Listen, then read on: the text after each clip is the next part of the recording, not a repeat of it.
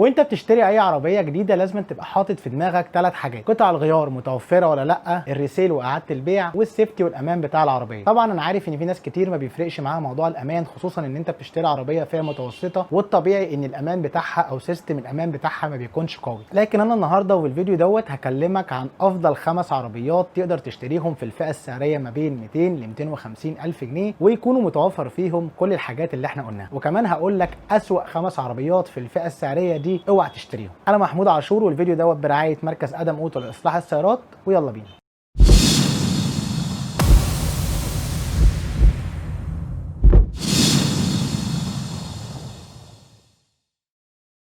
مبدئيا كده احنا بنتكلم على العربيات الجديده ومش المستعمله، وبنتكلم على الفئه السعريه ما بين 200,000 ل 250,000. يعني لو عربيه ب 260,000 جنيه مش هتلاقيها في الفيديو ده. هنبدا الاول باسوأ 5 عربيات اوعى تشتريهم لو انت معاك مبلغ ما بين 200,000 ل 250,000. اول عربيه معانا هي الشيري تيجو 3. كتير مننا بيحب العربيات الكبيره اللي بيبقى فيها شويه اوبشنات حلوه، وعلى مستوى الشكل فالشيري تيجو شكلها مقبول، لكن على مستوى الامان فخليني اقول لك ان العربيه دي هي واحده من اسوأ العربيات من ناحيه الامان. العربيه دي واخده تقييم 0 في اختبارات الامان وفي كذا موقع من المواقع اللي بتقيم العربيات.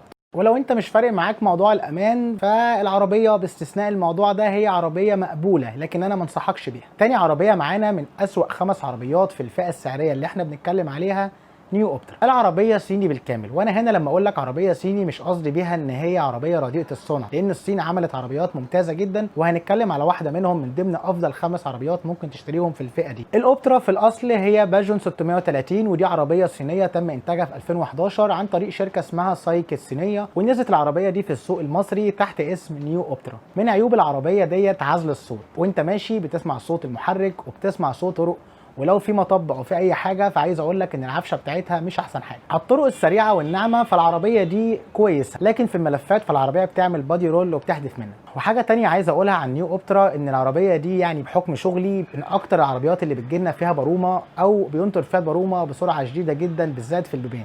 يعني من الاخر لو انت من الناس اللي بتهتم جدا بالشكل وعايز عربيه يكون الديزاين بتاعها مقبول فالعربيه الى حد ما كويسه، لكن على مستوى الامان فالعربيه تحت المتوسط. خامات الصالون بتاعها من جوه سيئه جدا، وانا برضو ما انصحكش بيها. تالت عربيه معانا من ضمن قائمه اسوأ 5 عربيات موجودين في السوق في الفئه السعريه ما بين 200 ل 250 الف هي الجيلي ايميجراند.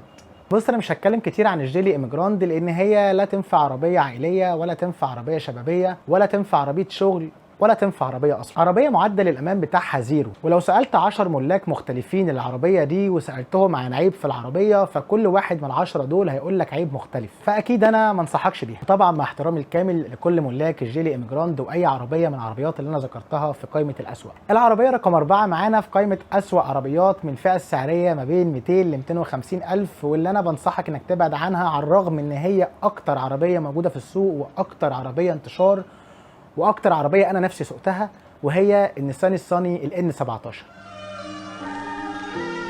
انت بتقول ايه؟ العربيه دي لو انت هتجيبها كعربيه شغل انا بنصحك ان انت تجيبها، لكن غير كده ما تجيبهاش خالص. مش بس لان هي عربيه فاضيه وخفيفه وامانها تحت الصفر واسهل عربيه تتخبط من ورا وتكشر التكشيره دي، لكن كمان لانها من اكتر العربيات اللي الاتزان بتاعها والستابيليتي بتاعها سيء جدا. وخليني برضه اقول لك بحكم شغلي ان اكتر عربيات جات لنا حوادث في الفتره ما بين 2019 2020 هي النيسان الصني الN 17. لكن عشان نكون منصفين فالعربيه دي ليها ميزتين مش موجودين في عربيات تانية كتير. اول حاجه هي الريسيل، العربيه دي تقدر تبيعها في اي وقت وما تخسرش فيها وماسكه سعر بشكل كبير جدا. والحاجه الثانيه ان قطع غيارها متوفره بشكل كبير جدا زيها زي العربيات الكوري. والحاجه الثالثه ودي طبعا هيفهمها كل الناس اللي شغالين في السمكره والدهان، ان العربيه دي لو عملت حادثه موت بترجع تاني زي ما كانت لان الصاج بتاعها خفيف. يعني من الاخر النيسان الصني لو انت هتجيبها كعربيه شغل هاتها، لو هتجيبها لاي سبب تاني غير ان هي تكون عربيه شغل انا ما انصحكش ان انت تجيبها. اخر عربيه معانا من قائمه اسوأ 5 عربيات في الفئه السعريه من 200 ل 250 الف هي رينو لوجان ورينو سانديرو ورينو سانديرو ستيبوي. يلا هذا كرم على اوضتك. انا مش كرم، انا كريم. يلا هذا كريم على اوضتك.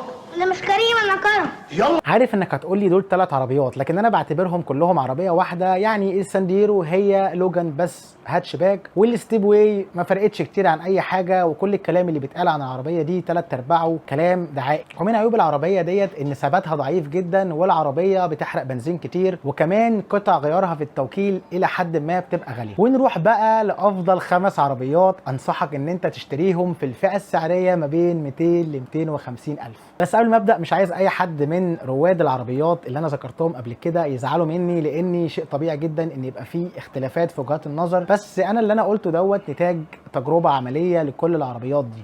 يعني انا مفيش عربيه اتكلمت عليها ما سوقتهاش وجربتها على الاقل من 15 يوم ل 20 يوم عشان اقدر احكم عليها بشكل عام. واول عربيه معانا من افضل العربيات اللي بنصحك انك تشتريها في الفئه السعريه من 200 ل 250 الف هي فورد فيستا، سواء الفئه المانيوال او الفئه الاوتوماتيك. الفئه المانيوال بتنزل ب 230 الف جنيه، والفئه الاوتوماتيك بتنزل ب 240 الف جنيه تقريبا. الفئه الاوتوماتيك بتنزل فيها كماليات اكتر من الفئه المانيوال، بس العربيه على مستوى الامان ممتازه جدا في الفئتين، وعلى مستوى الكماليات هي عربيه حلوه جدا على الفئه السعريه او مقارنه بالفئه السعريه بتاعتها. وانا بنصح بالعربيه دي لو انت شاب في جامعه او بنت في جامعه ان هي تسوقها. هي عربيه ممتازه جدا على الطريق، وما فيهاش العيوب اللي موجوده في بعض العربيات الكوري اللي في نفس الفئه السعريه دي. تاني عربيه معانا هي الام جي 5، وانا عارف الكلام اللي انا هسمعه بعد ما اقول كلمه ام جي، لان في ناس كتير واخده الام جي على انها طبعا عربيه صيني. بس فاكر لما قلت لك في اول الفيديو ان الصين زي ما بتنزل عربيه رديئه الصنع بتنزل برضو عربيه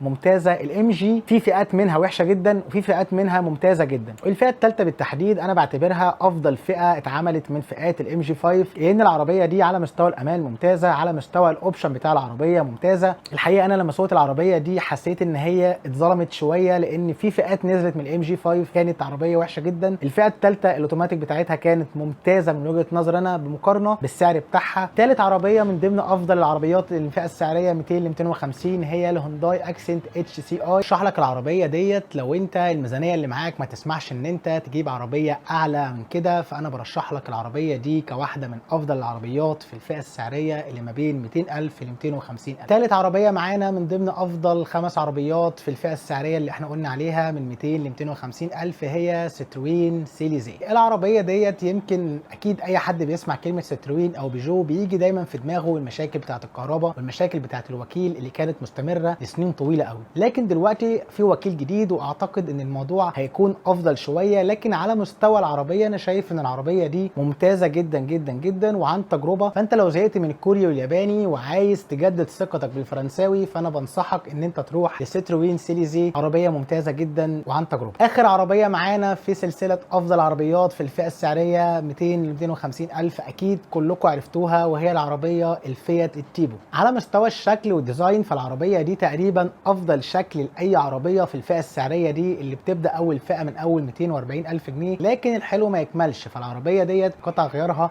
غاليه جدا جدا، واكيد كل الناس اللي بتتفرج عليها دلوقتي ومعاها الفئات التيبو وعارفه انا بقول ايه، وعارفه ان هي بتعاني عشان تغير اي قطعه في العربيه سواء في التوكيل او حتى بره التوكيل. ولو انت قررت تشتري الفئات التيبو لازم تعمل حسابك ان انت تكون مأمن على العربيه من اول لحظه تشتري فيها العربيه، وكمان حاجه العربيه لسه ما بقتش منتشره قوي زي العربيات الكوري والياباني. ومن هنا نكون خلصنا الفيديو. ما تنساش تعمل سبسكرايب للقناه وتفعل الجرس عشان يوصلك كل الفيديوهات الجديده اول باول، وانتظرونا في الفيديو اللي جاي، والسلام عليكم.